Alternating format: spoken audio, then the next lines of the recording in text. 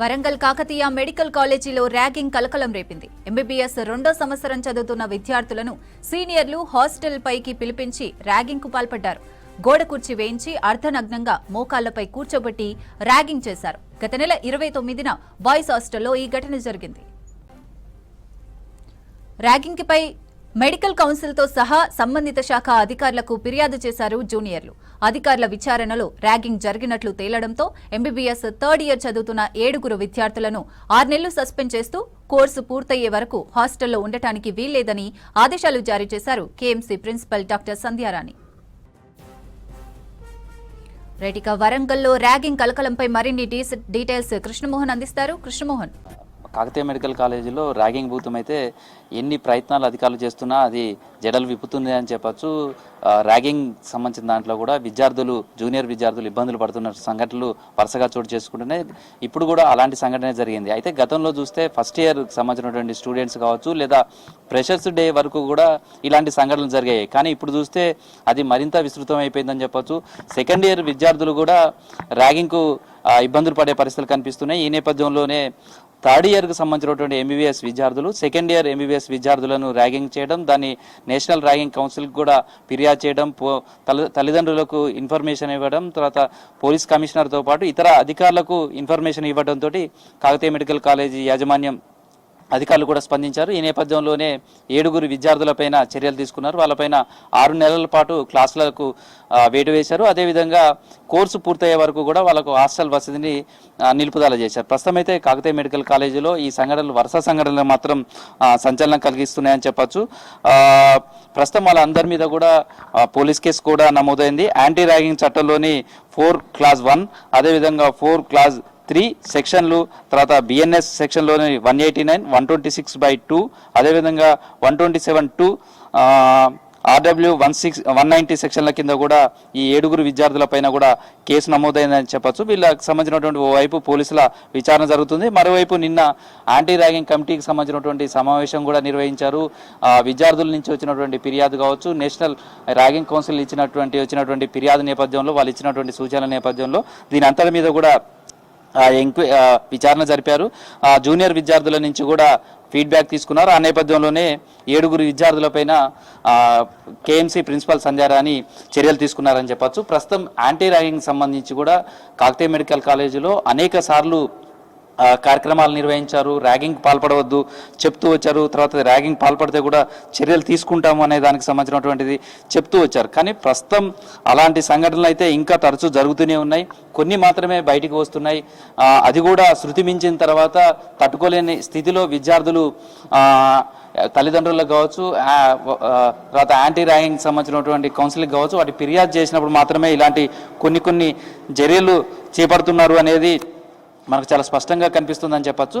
అయితే సీనియర్ అయినటువంటి జూనియర్ విద్యార్థులను పట్టించుకోకుండా నిర్లక్ష్యంగా వ్యవహరిస్తున్నారనే కోపంతో 3rd ఇయర్ ఎంబీబీఎస్ విద్యార్థులు సెకండ్ ఇయర్ ఎంబీబీఎస్ విద్యార్థుల మీకు సంబంధించినటువంటి ర్యాగింగ్ చేశారు. 20 మందిని కూడా Kakatiya medical college hostel terrace మీదకి పిలిపించారు. వాళ్ళతోటి ఎందుకు తమకు గౌరవం ఇవ్వడం లేదు, తమను ఎందుకు పట్టించుకోవడం లేదు, తర్వాత వాట్సాప్ చాట్లలో కూడా తమ పైన మీరు ఎందుకు చాటింగ్ చేస్తున్నారు అంటూ కూడా వాళ్ళ పట్ల దురుసుగా వ్యవహరించారని తెలుసు. ఆ తర్వాత గోడ కుర్చీ చేయడం కావచ్చు, అక్కడ గుంజీలు తీయటం, ఇలాంటి ర్యాగింగ్కు పాల్పడినట్టుగా తెలిసింది. దీంతో సీనియర్ల తీరును విసిగిపోయినటువంటి విద్యార్థులు వరంగల్ కమిషనర్ను మొదలుకొని నేషనల్ మెడికల్ కౌన్సిల్ వరకు కూడా జరిగిన సంఘటనపై ఫిర్యాదు చేశారు. దీంతో అక్కడి నుంచి వచ్చినటువంటి ఫిర్యాదుల నేపథ్యంలో కళాశాల యాజమాన్యం నిన్న ఈ యాంటీ ర్యాగింగ్ స్క్వాడ్ సంబంధించిన కమిటీ మొత్తం సమావేశం నిర్వహించింది. ఈ నిర్వహించినటువంటి అనంతరం వీళ్ళపైన చర్యలు తీసుకున్నారు. ఎంబీబీఎస్ సెకండ్ ఇయర్ విద్యార్థులకు సంబంధించినటువంటి 7 విద్యార్థులపైన మెడికోలపైన కూడా ఈ 6 నెలల పాటు క్లాసులకు సంబంధించినటువంటి వాళ్ళు రాకుండా ఏర్పాటు చేశారు. అదేవిధంగా సస్పెండ్ చేశారు. సేమ్ టైంలో మొత్తం ఈ కోర్స్ అయిపోయే వరకు ఎంబీబీఎస్ పూర్తయ్యే వరకు వాళ్ళకి హాస్టల్ వసతికి సంబంధించినటువంటి సస్పెన్షన్ చేశారు. దీనికి సంబంధించి కూడా ఇప్పటికే మట్టవాడ పోలీస్ స్టేషన్లో కూడా కేసు నమోదు జరిగింది. అయితే ఈ సంఘటన మాత్రం మార్చి 29న జరిగింది. అదే సమయంలో ఇక్కడ కాకతీయ మెడికల్ కాలేజీలో కూడా వాళ్ళు బాధిత విద్యార్థులు కూడా ర్యాగింగ్ జరిగినటువంటి సంఘటనపై దృష్టికి తీసుకువెళ్ళినా ఎలాంటి చర్యలు తీసుకోకపోవడంతో వాళ్ళు నేషనల్ యాంటీ ర్యాగింగ్ కౌన్సిల్కు ఫిర్యాదు చేయడం, అదేవిధంగా పోలీస్ కమిషనర్ వరంగల్ పోలీస్ కమిషనర్తో పాటు ఇతర అధికారులకు కూడా వాళ్ళు లిఖితపూర్వకంగా ఫిర్యాదు చేశారు. ఈ ఫిర్యాదులను అందుకున్న తర్వాత కళాశాల ప్రిన్సిపల్ ఇతర అధికారులకు కూడా వాళ్ళకు నోటీసులు వచ్చాయి. ఈ నేపథ్యంలోనే ఈ చర్యలన్నీ కూడా తీసుకున్నారని చెప్పొచ్చు. సేమ్ టైంలో నిన్న మరొక సంఘటన కూడా జరిగినట్లుగా తెలుస్తుంది. దానికి సంబంధించి ఇప్పటివరకు ఫిర్యాదు అందలేదు. రేడియాలజీకి సంబంధించినటువంటి సెకండ్ ఇయర్ విద్యార్థులపైన కూడా థర్డ్ ఇయర్కి సంబంధించినటువంటి విద్యార్థులు ఇదే విధంగా ర్యాగింగ్ చేశారని తెలుస్తుంది. దానికి సంబంధించి ఇప్పటివరకు అయితే ఫిర్యాదు అందలేదని చెప్తున్నారు. కేవలం ఎంబీబీఎస్ థర్డ్ ఇయర్ విద్యార్థుల మీద మాత్రమే సెకండ్ ఇయర్ విద్యార్థులు ఫిర్యాదు చేశారు. దానికి సంబంధించినటువంటి అంశం మీద కూడా చర్యలు తీసుకుంటున్నాం. మట్టవాడకు సంబంధించిన పోలీస్ స్టేషన్లో కూడా కేఎంసీ ప్రిన్సిపల్ డాక్టర్ సంధ్యారాణి ఫిర్యాదు చేశారు. ఈ నేపథ్యంలో మట్టవాడ పోలీస్ స్టేషన్లో కూడా దీనికి సంబంధించినటువంటి ఎఫ్ఐఆర్ కూడా నమోదైంది. దీని మీద ఓవైపు పోలీసులు విచారణ చేస్తున్నారు. సేమ్ టైంలో